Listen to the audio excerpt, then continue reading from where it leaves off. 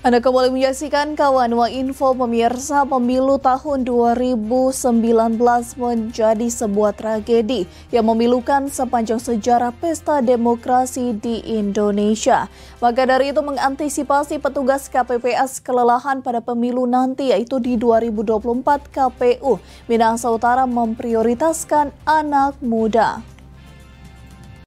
Kematian ratusan kelompok penyelenggara pemungutan suara atau KPPS pada tahun 2019 lalu menjadi sebuah tragedi yang memilukan sepanjang sejarah pesta demokrasi di Indonesia.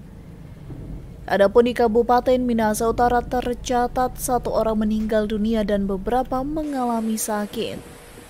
KPU Minut dalam mengantisipasi hal tersebut, petugas KPPS pada pemilu 2024 terbatas usia, di mana petugas KPPS tahun 2024 minimal berusia 17 tahun dan maksimal 55 tahun.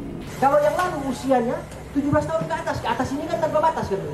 Selama dia kuat, dia kan dianggap dia, apalagi biasanya kan yang punya usia 55 tahun ke atas ya, biasanya dia seberapa kali di KPPS tuh.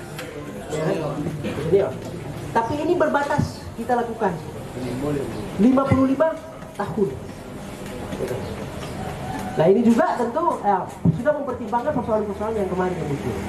Ketua Divisi Sosdikli Parmas KPU Minut Rizky Pogaga menjelaskan untuk petugas KPPS pada pemilu 2024 KPU Minut memprioritaskan anak muda dengan pendidikan terakhir minimal SMA sederajat. Jadi umur untuk KPPS di pemilu 2024 ini 17 tahun sampai 55 tahun.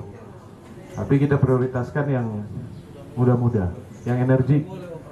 Kemudian ada juga yang KPPS ini harus memang sekarang dituntut untuk memasukkan surat keterangan sehat. Surat keterangan sehat ini bisa urus di puskesmas pembantu, klinik, dan lain sebagainya. Dijelaskan Pogaga, pendaftaran petugas KPPS dimulai pada sejak tanggal 11 hingga 20 Desember 2023.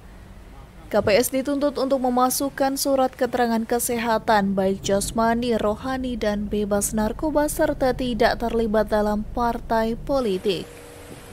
Dari Minahasa Utara, Brian Umboh melaporkan untuk Kawan TV.